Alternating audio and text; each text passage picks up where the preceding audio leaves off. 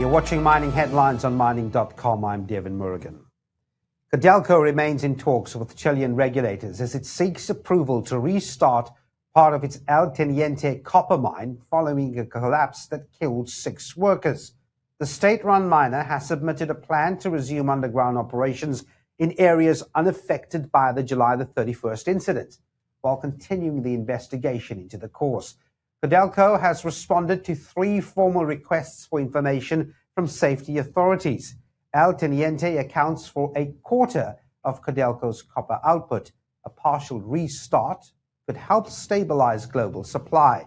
Unions are pushing for a phased return, but no final approval has been issued.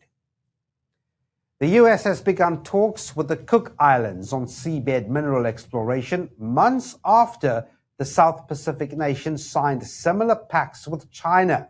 The proposed deal includes mapping the Cook Islands' vast exclusive economic zone, which Washington sees as rich in deep-sea minerals.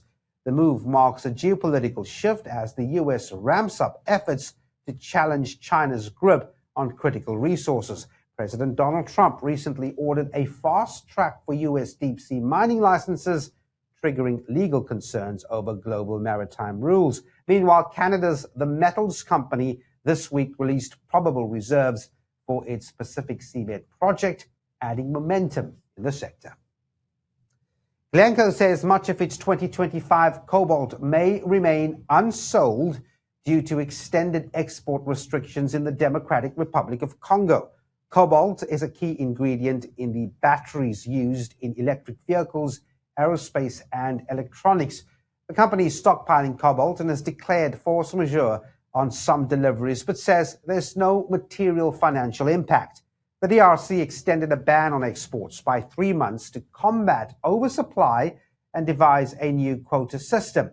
Well, despite the freeze, Glencore's cobalt output rose 19% to 18,900 tons in the first half, prompting a full-year forecast boost. CFO Stephen Kellerman says any resumption in exports would be a bonus, but the company remains cautious.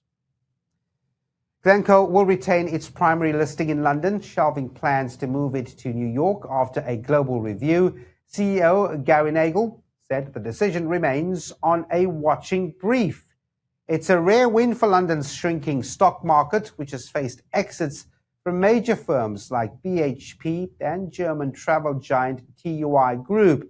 Despite a 26% share slump in the past year, Glencore said a U.S. listing benefit are overstated and wouldn't add any value, citing regulatory burdens and low index inclusion odds. Analysts say the decision partly explains Wednesday's 4% share drop.